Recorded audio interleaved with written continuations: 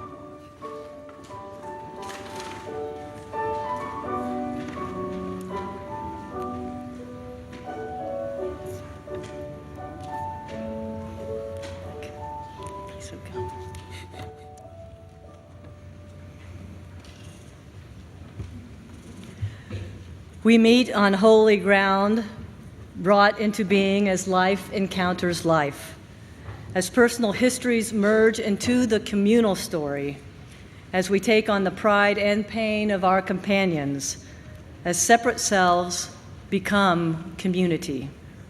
How desperate is our need for one another, our silent beckoning to our neighbors, our invitations to share life and death together, our welcome into the lives of those we meet and their welcome into our own. May our souls capture this treasured time, and may our spirits celebrate their meeting.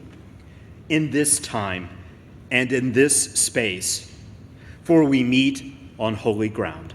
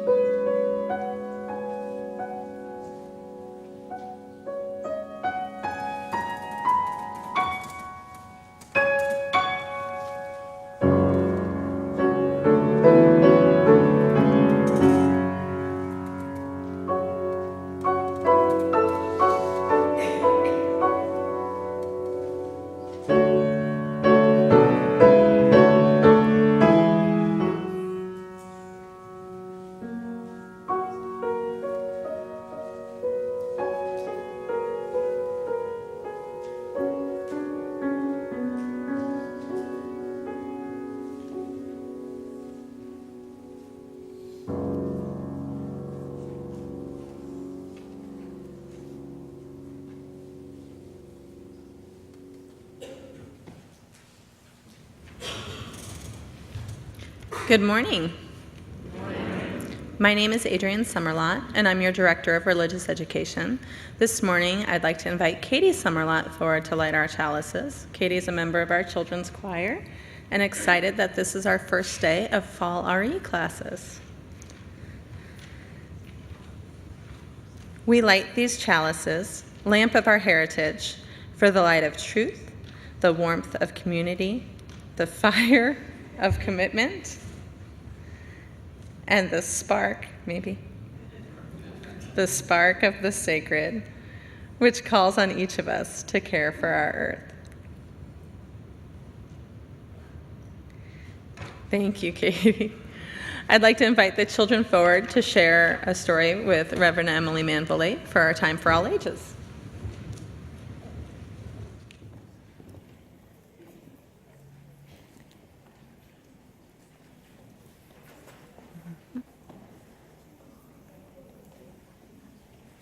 Welcome. It's good to see you this morning in the month of September, and it's finally feeling a little bit like September outside.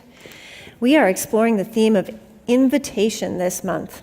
We're going to be inviting people into the big idea that our congregation shares together.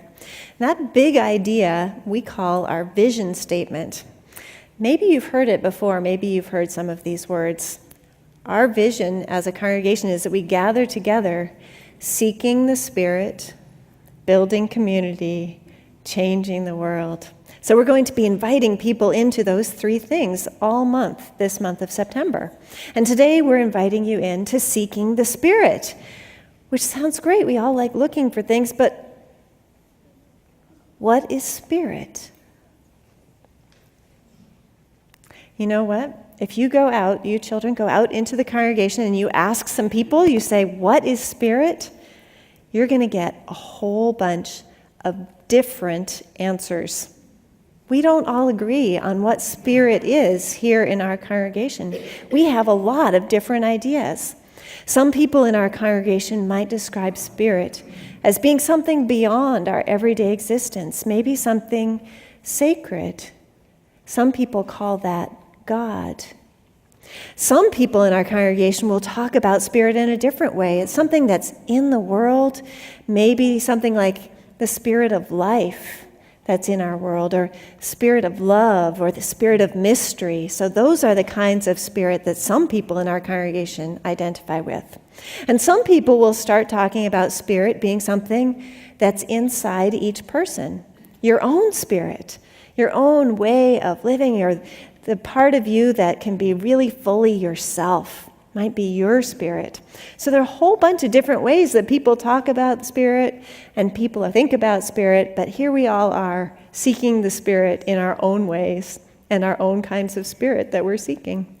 So I have a story, a very short story from the Zen tradition about a woman seeking enlightenment, which may be a different way of thinking about seeking the Spirit.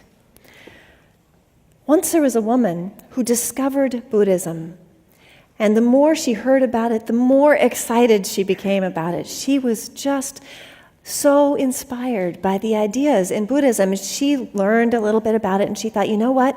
I am going to seek enlightenment and I am going to attain enlightenment.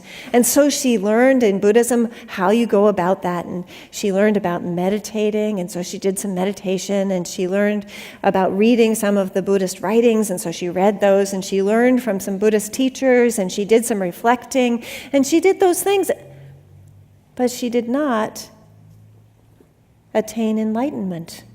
And so she thought, I'll do that some more. And so she did some more. She did a little more meditating and a little more reading of Buddhist writings, a little more learning from the teachers, and still she did not attain enlightenment. And so she said, I am really determined. I am going to attain enlightenment, so I'm going to do this. And she said, I'm going to do meditation. And so she meditated all day long, and she missed her meals, and she stayed up late into the night reading the Buddhist writings and thinking about the things that she'd heard from her teachers. And she did this day after day and week after week, and slowly she got paler and thinner. And one day, one of her teachers came to her and said, "You're looking so pale and thin. Tell me a little bit about your journey, what you've been doing."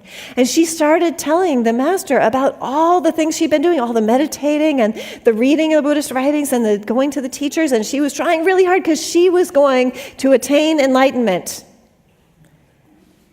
And the master listened and then said, "Why are you so sure that enlightenment is ahead of you, and you are chasing after it harder and harder, trying to get there? But how do you know it is ahead of you? Maybe enlightenment is coming behind you and can't catch up because you keep running after enlightenment. What you need to do, maybe, is to sit still and allow it to come." And that's a Zen idea about seeking the Spirit. So it's time now for us to do some seeking of our own in religious education classes.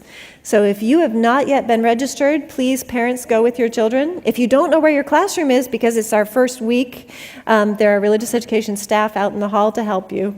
Please sing number 16, "'Tis a Gift to be Simple," as the children leave.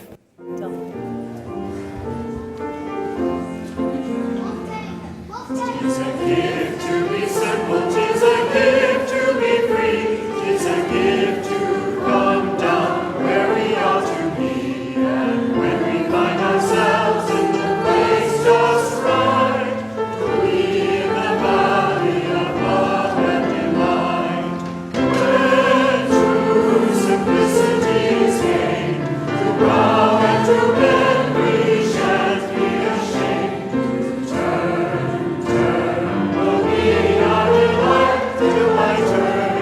Turning, we come round wide.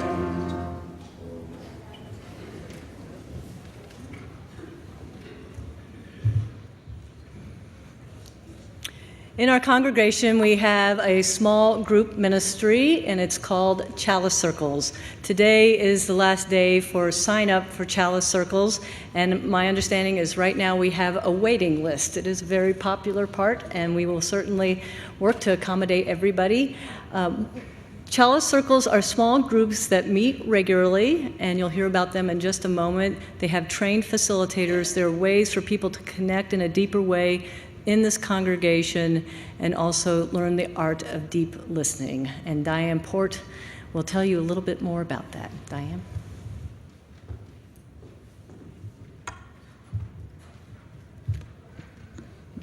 Thank you, Marianne. I'm delighted to be here today. I actually have a title for what I'm planning to say: Why I Have Joined Chalice Circles for the 6th time. Well, I think I'm going to start by telling you why I enjoy so much coming to the services on Sunday. Bob and I have been members for 35 years. We had 3 children that were raised here in the congregation. I attended here throughout the time that I was a professor at IU, and now I'm very happy to have my grandchildren here. So the reason that I have continued to come to the UU services, now since I'm in the choir, this is in addition to being in the choir, is because I am presented with new thoughts and new ways of thinking, and this is often completely outside of my day-to-day experience. So I'll just give you an example of that leading up to the Child Circles. Here are the titles of 2 recent sermons many of you may have had the pleasure of attending. The Challenge of Compassion, Spirituality and Film. Those both gave me new dimensions to think about during the week. So Chalice Circles are another way to expand my horizons.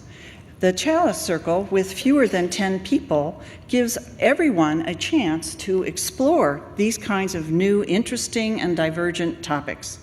And these topics come in a very large book, which the facilitators have at the beginning of the year, and these topics are selected from that book. So here are 3 topics, so you have an idea.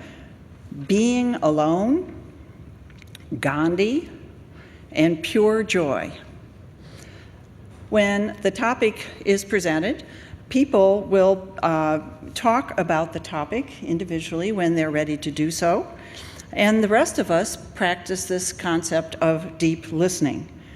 And this means that during that Chalice Circle time, there are very important silences that occur where we are thinking about what has just been said, or maybe what we would like to say on that topic.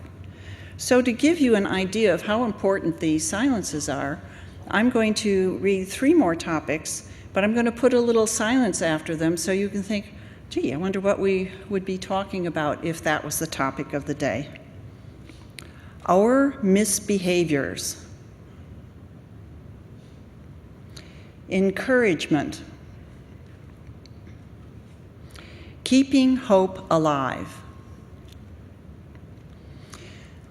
So the first answer to why I have now joined Chalice Circles for the 6th time is because I really like exploring these new ideas. But the second answer is that small group ministry really gives us an opportunity to make new friendships in this otherwise very large church.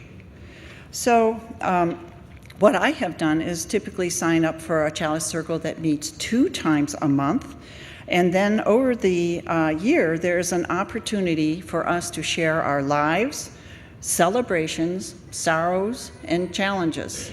And that usually takes place in the check-in and the check-out that we do during the Chalice Circles. Then there are usually several readings and some questions that will help us think about the topic that's chosen that day. So to give you an idea of a question, when did you feel you brought joy into another's life? Something to think about. So as we listen deeply to one another, we are all enriched and new friendships are formed. Well, I hope that you will join me in a Chalice Circle this year to explore new ideas and to make new friends. Thank you.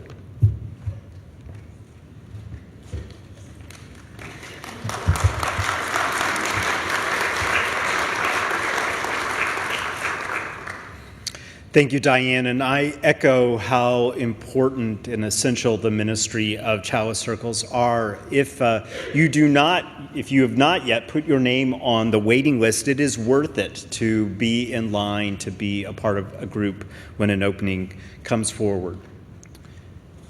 As we prepare for our morning offering, it is a moment that invites us to some essential practices. It invites us to awareness. It invites us to generosity. It invites us to intention. It invites us into the moment. And in that moment, we may be aware of all of the gifts we are given as a community and as individuals.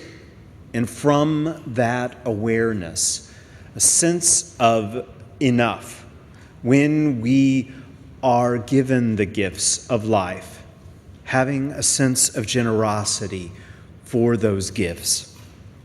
And from that sense of enough, to give with intention to the world from this abundance.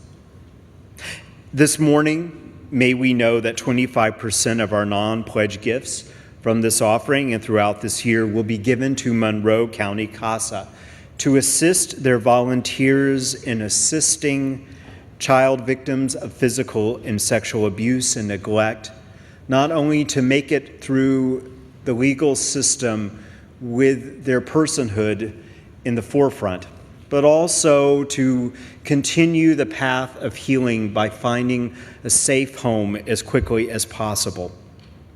After the offering basket has passed your row, you are invited, if it would be meaningful to do so, to come forward and light a candle of joy or sorrow.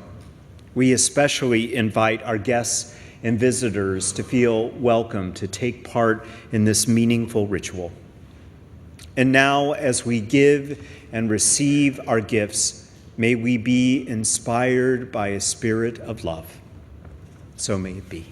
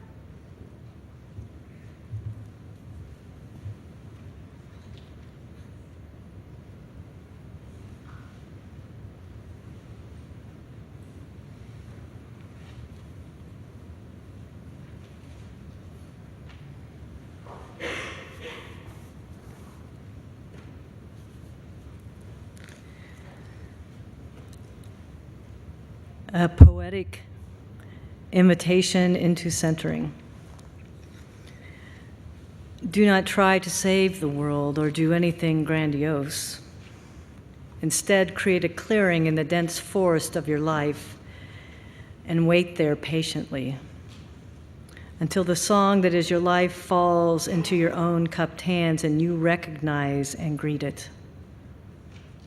Only then will you know how to give yourself to this world so worthy of rescue. Clearing by Martha Postlethwaite.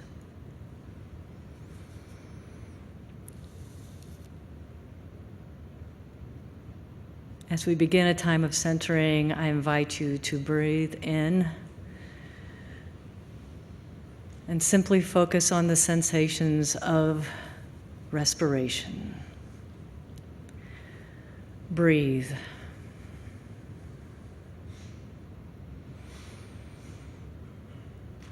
Breathe.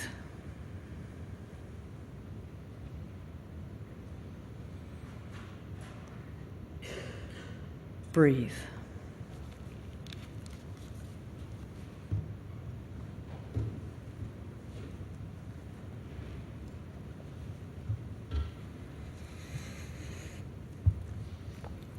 We will use our breath in a particular way, forming sound and song as a manner to help us focus as we prepare for our brief pastoral prayer. The words to the chant will be projected in front of you, but you simply need to first know the words breathe in and breathe out. And I will invite us all to intone those words together. And if that is the place where you are most comfortable, that will carry you through this time of singing together. But on top of that, we will add other melodies. And the words for those are: when I breathe in peace. When I breathe out love. We'll begin with just the simple pulse, and then Ray will add the piano softly and then layer on the extra voices. Let the Spirit move you gently through it as it will. So here we go. Breathe in, breathe out, breathe in, breathe out, breathe in, breathe out, breathe in. Keep that. Breathe out. When I breathe in, I'll breathe in peace. When I breathe out, I'll breathe out love. When I breathe in, I'll breathe in peace. When I breathe out, I'll breathe out love. When I breathe in, I'll breathe in peace. When I breathe out, I'll breathe out love. When I breathe in, I'll breathe in peace. When I breathe out, I'll breathe out love. When I breathe in, I'll breathe in peace. When I breathe out, I'll breathe out love. Breathe in, breathe out, breathe in, breathe out.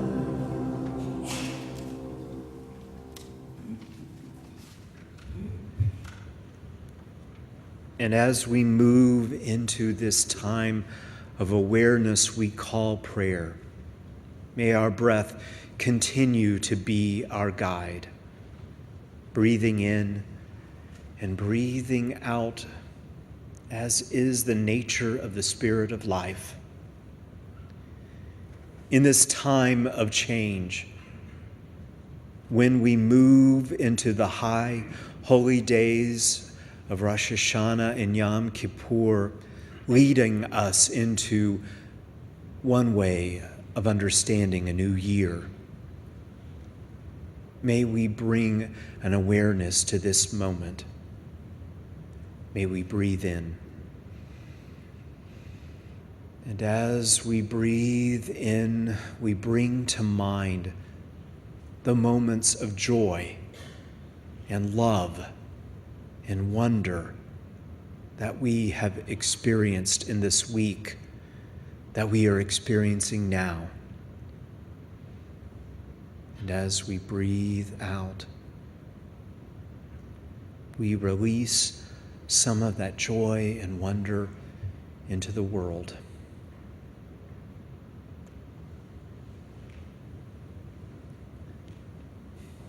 And as we breathe in again deeply, we call to mind the truth of the moments of struggle in our week, the moments of sadness or frustration or feeling overwhelmed. And as we breathe out, we let go of some of that heaviness, some of that worry,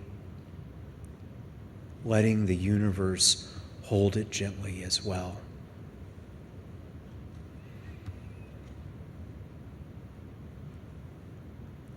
And as we breathe in, that breath in and of itself is a reminder how deeply we are connected to the world around us. From that abiding place of connection, we offer thoughts to the world around us, to this community of people seeking together, of this city in the midst of the newness of another academic year, into a world that is filled with great joy, but also incredible difficulty. We turn our healing breath to those who were injured or killed in Mecca this week in that horrible accident. We turn our breath and our minds and our prayers to people all over the world, especially those in Syria and surrounding areas who are seeking a new home, and those who are working to bring them safety and wholeness and welcome.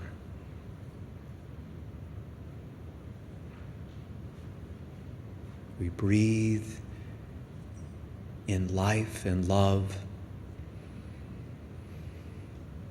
We breathe out hope and peace.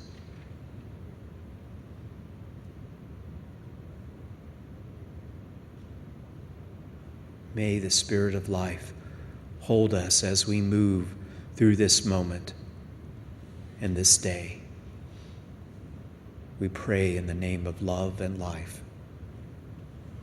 Amen. Shalom, salam, and blessed be.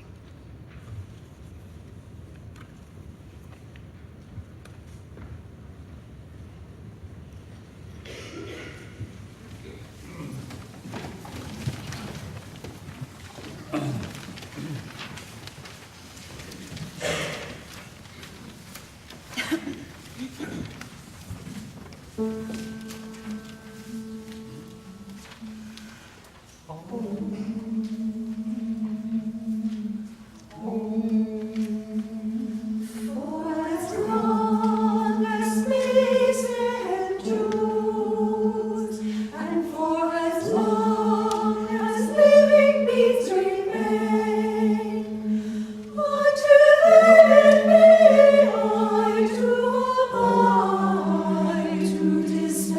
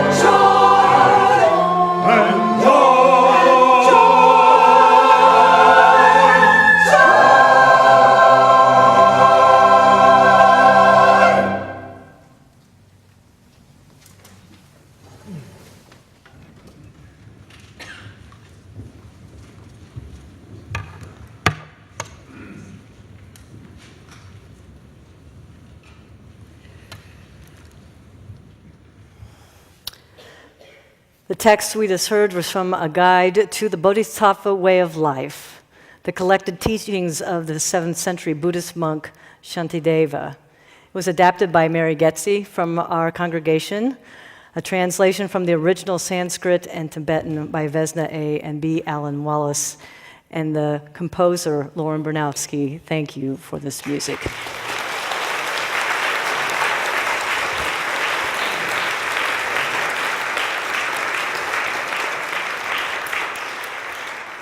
In gratitude for all who create music and beauty in this place. And now the joy of a larger font. In order to serve the needs of all people, may I be strong and sure, a fount of compassion, a vanquisher of fear.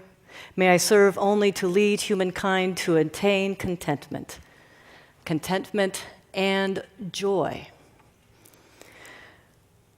What does it mean to seek the Spirit?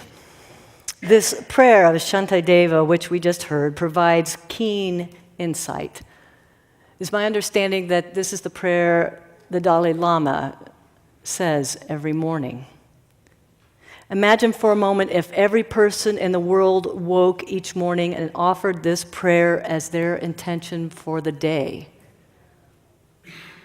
How would the world change?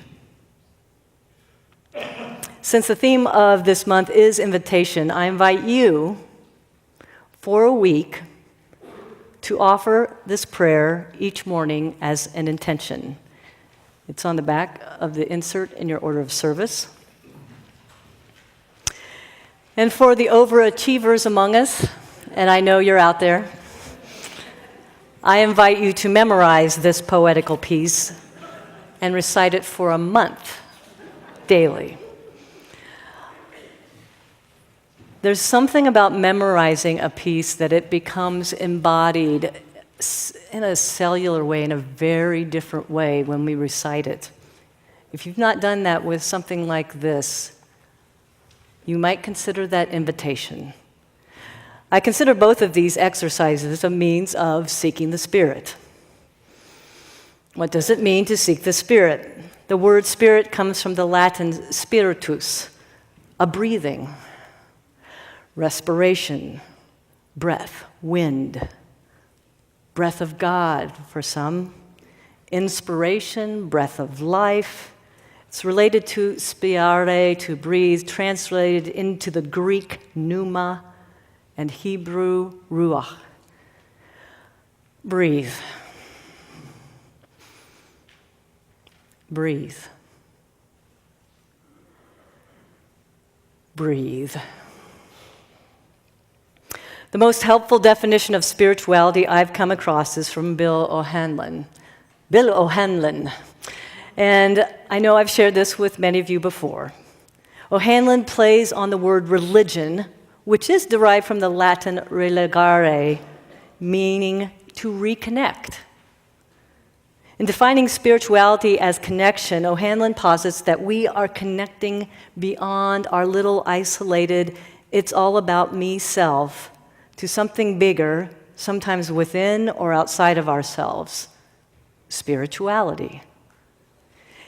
It's not about being against ourselves, it's not about being against others or the world, but connecting with a softening towards one's self as well as others, a sense of feeling with, much of what compassion asks us to do.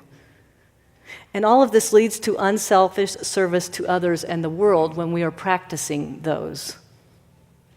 Pause once more and consider this prayer we just heard, the prayer of Shantideva. Now, if the daily recitation to the prayer seems too overwhelming, you could also simply begin your day with our vision statement, seeking the Spirit, building community, changing the world. It encompasses all that within the prayer. Spirituality is a moving beyond our little all-about-me self to something bigger within or outside of ourselves. This something bigger has many iterations.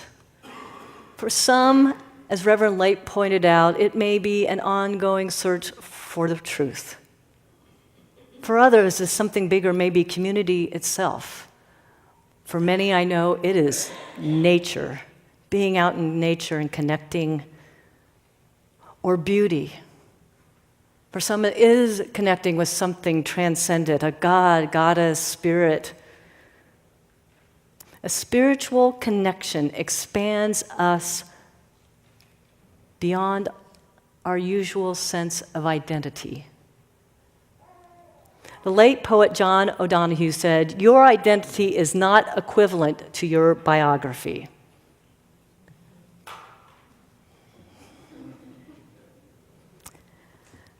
There is a place in you where you have never been wounded. I believe that with all my heart. There is a place in you where you have never been wounded, where there is a seamlessness in you, where there is a confidence and a tranquility and inner sanctuary. Hindu mystics call this place of wholeness Atman. And there are multiple names: true nature, oneness, union, soul, a divine essence, a spark of the sacred. Emerson's divine spark. And all hint at a longing for this something, but it also hints at its elusiveness. What does it mean to seek the Spirit? It is an allowing of our vision to connect beyond the frets of our everyday living. Recently, with a change in my contact lens prescription, my distance vision has literally increased. I can see you all now. Hey, even you in the back. It's amazing. I can see the definition of the leaves out there. These intricacies have not been with me for a long time. Currently, as part of my spiritual discipline, I now go on a small adventure once a week, trying something new I've never done before, stepping into the unknown, stretching my comfort zone. In many spiritual traditions, doing this on a regular basis is a preparation for our own death journey. The Dalai Lama says we should begin this preparation at age 55. Hello, I'm 55. So last week, my partner Deborah, aware of my enhanced distant vision, suggested I go to the Deem Wilderness Fire Tower. It's a spectacular view from the top, beautiful, she told me, and I was excited.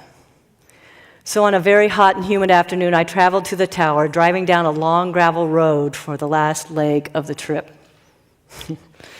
As I neared the tower, my body jolted. I had forgotten I have a rather robust fear of heights. As I was this far away from it, I thought, that's not so bad. But as I approached it, parked, and got out of my dirt-covered car, I walked to the tower base and looked up, eyes wide. I adjusted my backpack, in which I'd packed a bottle of lemon cayenne drink and some small snacks. My fingers were fumbling like all thumbs. Fear was settling in. Let's go, I told myself out loud. Time for an adventure. My first few steps were unsettling. The metal staircase is not what I would call stable. There are slight movements with each step. So I gripped the railings with sweaty palms and slowly moved upwards. After 3 flights, my legs felt like lead, and I was clearing my throat with each swallow. Even talking about it. So I looked up, hoping I was near the top. I wasn't. And then I looked down and froze. I can't do this, I heard myself say out loud. And I quickly turned and started back down the stairs. Then I stopped and took a couple of deep breaths and told myself, just go up one step at a time. No more looking up or down. Thus began a very deliberate ascent. Not fun, just deliberate. When I got to the top, I was sweaty, shaky, dry-mouthed, and actually bewildered. I looked out across the pre-autumnal treetops and stammered, yeah, that's really beautiful.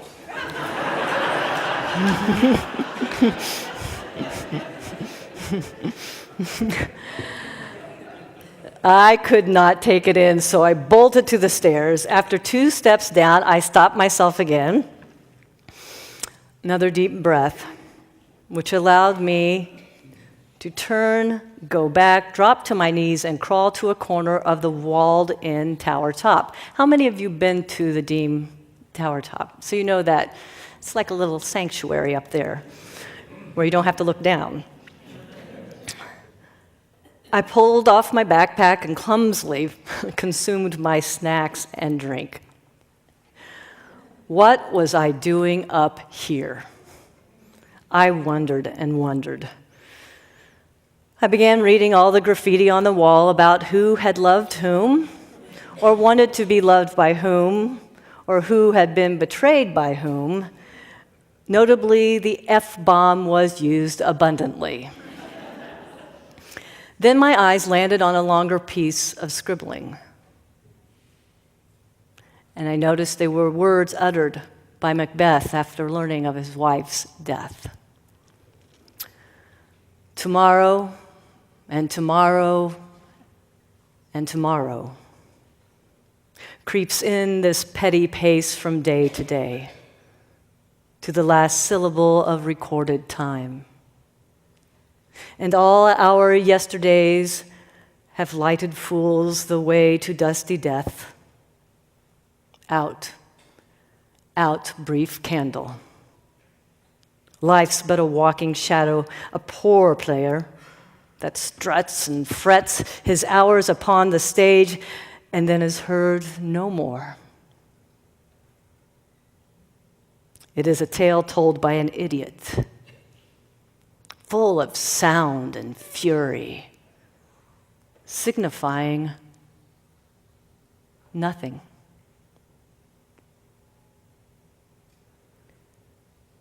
I sat there in my corner for a long time, staring at these words from centuries ago.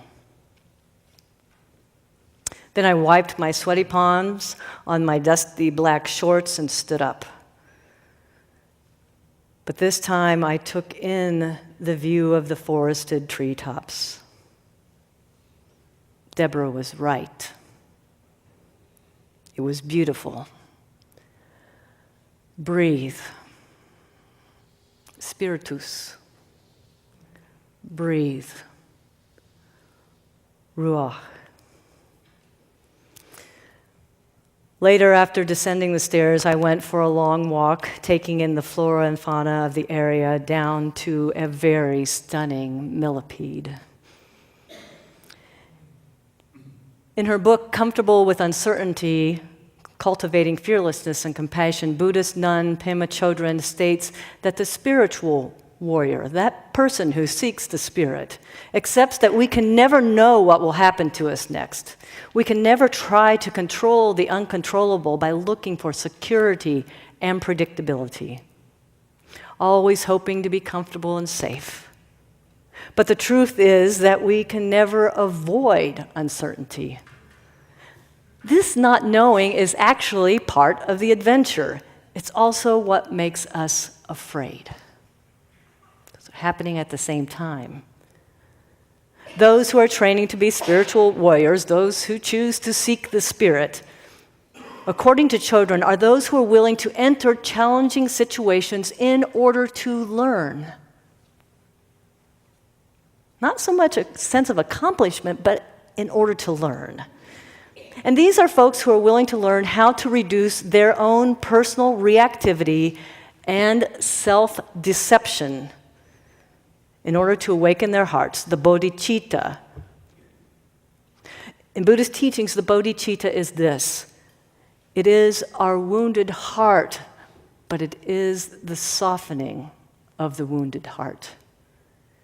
It is there that we discover the love that will not die. It is gentle, it is warm, it's clear and sharp, and it is open and spacious. And it is during times of significant transitions, such as death, birth, end of a school year, beginning of a school year, and or beginning of a relationship, change in health, a new pet, the loss of a pet, job change, ministers coming and going. However, each of us face our towers of limitation. It is during these times of significant transition that the veil of illusion regarding the unknown is lifted a bit, and we know each step is taking us into the unknown. And remember what Chodron says, this not knowing is part of the adventure. And it's also what makes us afraid. So spirituality becomes a paradox in which connecting beyond ourselves allows a connection within ourselves and with everything. The other evening, I was outside writing, and I wrote, if we are caught in fear or reactivity, we go back down the stairs and do not stop. And that's when we disconnect. We disconnect from ourselves, we disconnect from truth, we disconnect from love, we disconnect from that little clover over there, dancing its little dance in the evening breeze, signifying everything. Did you hear that? Signifying everything.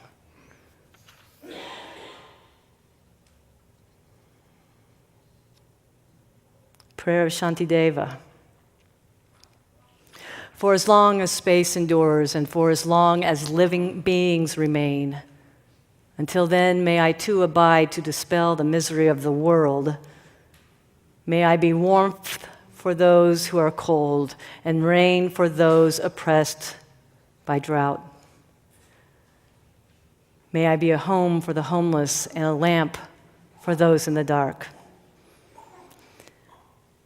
I, along with many of you, most likely all of you,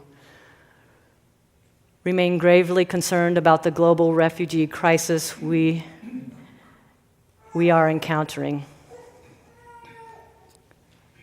And we must be committed to take action, to help those who are trying to escape bloodshed in Syria and nearby countries, millions of people, mothers and children, grandparents, newlyweds, who are making a sometimes fatal journey across mountains, deserts, and seas. And so our Unitarian Universalist Service Committee, along with the Unitarian Universalist Association, have offered 2 initiatives to begin this. This is going to be a long journey, perhaps an unending journey into the unknown for many, many years. The first is a special UUSC UUA Refugee Crisis Fund, and in a moment I'm going to ask you to contribute to that with the goal of raising $250,000 over the next 15 days. Donations to the UUSC UUA Refugee Fund Crisis will go directly to our partners operating on the ground in the countries receiving refugees. And I wanted to say that our UUSC president right now used to be the director of Amnesty International, Bill Schultz. He's actually been here in our pulpit. So he has those connections. And so we know this money is going to the right place. Our work will focus on ensuring the safe passage of refugees seeking safety and helping refugees access their rights in host countries. I also wanted to say this. People have asked me, well, will we be able to host? Well, if they can get here. So right now, the second part is, be aware of this. The United States admitted only 105 Syrian refugees in 2014 and 36 in 2013. In the last year, the United States has actually lowered the number of refugees allowed within our borders. The Secretary of State, John Kerry, can change that, but he needs to act by September 30th when the government's fiscal year ends. I hope we can all invite Secretary Kerry to do the right thing. I've asked our Just Peace co-chair, David Keppel, to host a petition table along with the other tables over there for the Getting Involved Fair to garner your signatures as part of our Seeking the Spirit.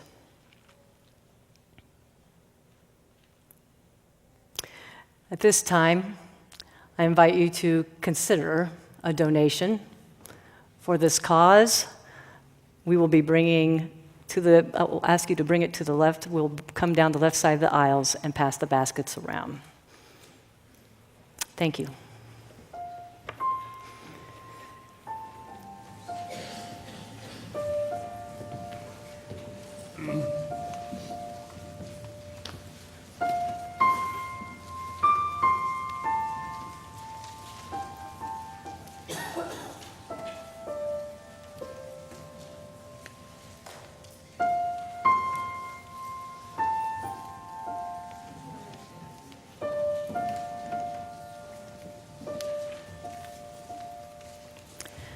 And checks can be written to the U Church of Bloomington, and then we will write one check to send to the UU Service Committee.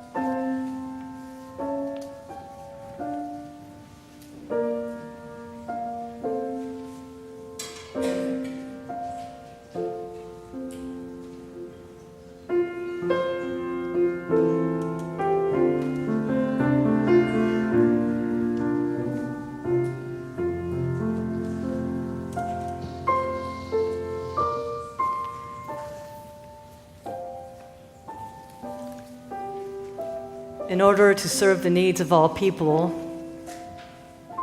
may we be strong and sure, a fount of compassion, a vanquisher of fear, a dream-fulfilling gem, and a wish-granting tree. May we be might as the earth and clear like the overarching sky, to support and provide the conditions in which others may thrive. May all the afflicted be free of disease and obtain abundant relief. Lastly, I'd like to say that Lori Thomas, a disability rights activist and a former Unitarian Universalist community minister, died unexpectedly in her sleep August 31st at age 58. Lori preached in this pulpit a few years ago and spoke about creating conditions in which others can thrive. Her sermon was enlightening and offered humorous pieces revealing how disability can inform faith and inform our works. On that Sunday, she invited us to sing hymn number 151, I Wish I Knew How. It was my first introduction to that hymn. And I invite you all to sing it now, softening into your own wounded heart, then connecting beyond to all those who may be suffering in mind, body, or spirit, with a blessing for wholeness and freedom. Number 151, I Wish I Knew How. Please stand. Say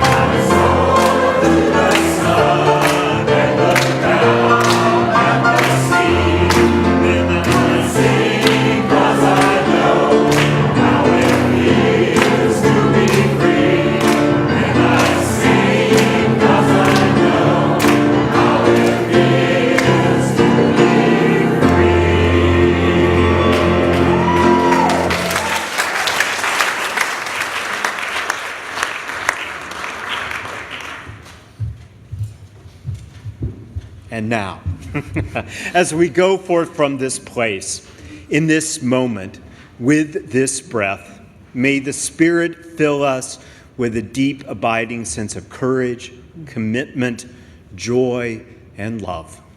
For all who seek God, may God go with you. For all who embrace life, may life return your affection.